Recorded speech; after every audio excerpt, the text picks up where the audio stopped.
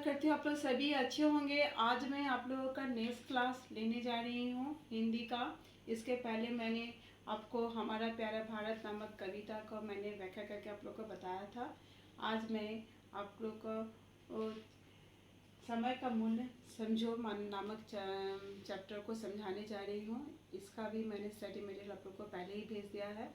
आज मैं इस चैप्टर को एक्सप्लेन करने जा रही हूँ, जिसके लेखक है अर्नेस्ट हेमिंगवे। ये जो कहानी जो है ये अर्नेस्ट के जीवन से जुड़ा हुआ है। उनकी बचपन की एक घटना है जो कि बहुत ही प्रेरित है और उनका जीवन ही बदल दिया। जब ये कहानी उस समय की है जब अर्नेस्ट स्कूल में पढ़ते थे। जब वो स्कूल में पढ़ते थे उस समय वो उनके बचपन की एक ये घटना है। हेमिंगवे जब स्कूल में थे वो बहुत ही मेधावी विद्यार्थी थे। वो बहुत उनका दिमाग बहुत ही तेज था और उन्हें कहानी लेखन का बहुत ही शौक था। उनकी जो सोचने की शक्ति बहुत ही तीव्र थी और उसमें रचनात्मक विधि करने की बहुत ही व्याख्या प्राप्त थी। अर्थात इसमें अर्नेस्ट जी कहना चाहते हैं उसमें है, इसमें उन्होंने अपनी जीवन की इस कहानी को आगे बढ़ाते हुए कहा है कि जब वो विद्यालय में थे तो उन्हें उनके जो शिक्षक हैं उन्हें बहुत ही प्यार करते थे, क्योंकि वो बहुत ही अच्छे विद्यार्थी थे। तो इसी तरह एक दिन क्या हुआ, उनके स्कूल में कहानी लेखन प्रतियोगिता आयोजित किया गया, जिसमें कक्षा के स्कूल के सभी विद्यार्थियों ने भाग लिया और अर्नेस्ट में भी उसमें भाग लिया था। तो चूँकि उनके स्कूल में सभी को पता था कि अर्नेस्ट बहुत ही अच्छा वो कहानी लिखते हैं, तो शायद सभी शिक्षकों और विद्यार्थियों की आशा थी कि अर्नेस्ट को ही प्रथम पुरस्कार मिलेगा। इसलिए सभी को इस कहानी का एक टॉपिक दिया गया और उसके बाद सभी को कहा गया कि 1 महीने के बाद आपको कहानी जमा करना है। अर्थात सभी जो विद्यार्थी थे सभी कहानी लेखन में जुट गए और अर्नेस्ट को अपनी प्रतिभा में कुछ ज़्यादा ही विश्वास था और वे इस पे ध्यान नहीं दिए और वे इधर उधर घूमने लगे और अपना समय नष्ट करने लगे। जब 28 दिन बीत चुका था तब उन्हें होश आया कि उन्होंने अभी तक कहानी नहीं लिखा है और तभी उन्होंने जल्दी में एक कहानी लिखा, जिसको वे बिना काट छाट किए हुए उसे जमा कर दिया। लेकिन बाकी बच्चों ने कहानी लिखने के बाद उन्हें, चूँकि उनके हाथ में काफ़ी समय था, वे कहानी को काट छाट के उसे अच्छी तरह से लिख के फिर उसे जमा किया गया। लेकिन अर्नेस्ट को के हाथ में चूँकि समय नहीं था और उन्होंने कहानी को अपना ठीक से नहीं देख के उसे काट छानने करने का भी समय नहीं मिला और ऐसे ही उसे जमा कर दिया। जब निर्णायक मंडलों ने अपना निर्णय देने का दिन घोषणा की तो उस समय सभी विद्यार्थियों को लगा कि ये तो सिर्फ और सिर्फ अर्नेस्ट को ही मिलेगा, क्योंकि वो बहुत ही अच्छे थे कहानी लेखन में। लेकिन जब निर्णायक मंडल ने विजेता लेखक का नाम घोषित किया उसमें लेकिन उनका नाम नहीं था, अर्नेस्ट का नाम नहीं था। इससे उन्हें बहुत ही अपमान बोध हुआ और वे बहुत ही टूट पड़े। सभी कोई भी बच्चे उन पे ध्यान नहीं दिया। सभी विजेता जो लेखक थे, जो विद्यार्थी थे, सभी उसको बधाई देने के लिए चले गए। इससे उन्हें उसी समय ये एहसास हुआ कि उन्होंने कितनी बड़ी गलती की। जब वो अपने घर गए तो उनकी जो बड़ी दीदी थी, बहन थी, उनका चेहरा देखते हुए उनकी हालत का पता चल गया। तभी उनकी दीदी ने उसे सांत्वना देते हुए कहा कि ये तो होना ही था, क्योंकि तुमने तो समय पे अपना काम नहीं किया, तुम्हें अपने आप पे कुछ ज़्यादा ही भरोसा था, इसलिए तुमने समय का दुरुपयोग किया और समय पे अपनी कहानी पे ध्यान नहीं दिया, लेखन पर ध्यान नहीं दिया, जिससे कि तुम्हें आज हार मिला। अब तुम्हें इससे शिक्षा मिलना चाहिए कि तुम्हें समय पे अपना काम पूरा करना चाहिए, समय के महत्व को समझना चाहिए।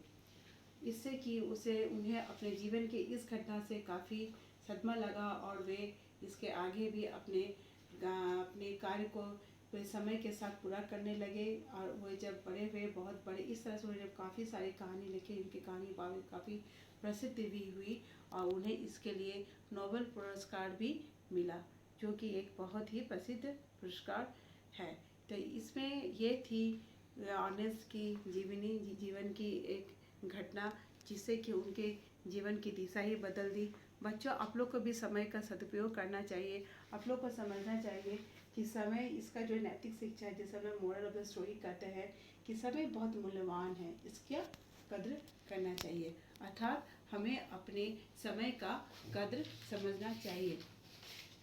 इसलिए आप लोग को समय को ध्यान देना जरूरी है, अर्थात करना चाहिए। अर्थात मैं आपको को इसका मतलब समझाना चाहती हूँ। अर्थात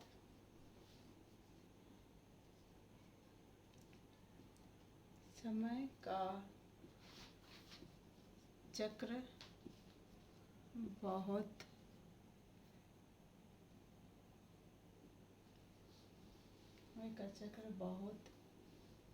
ही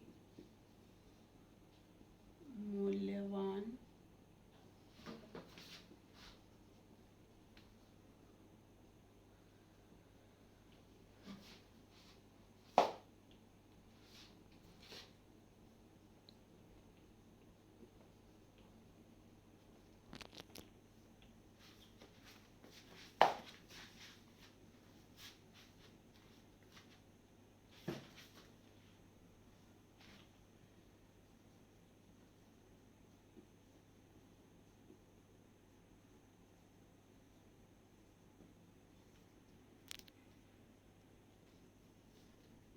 जाता है, उसे असफलता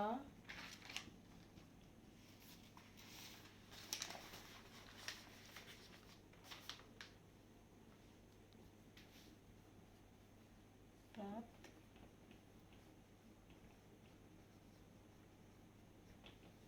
होती है।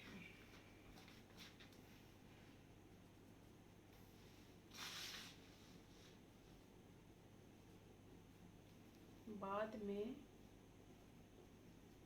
पछताना व्यर्थ होता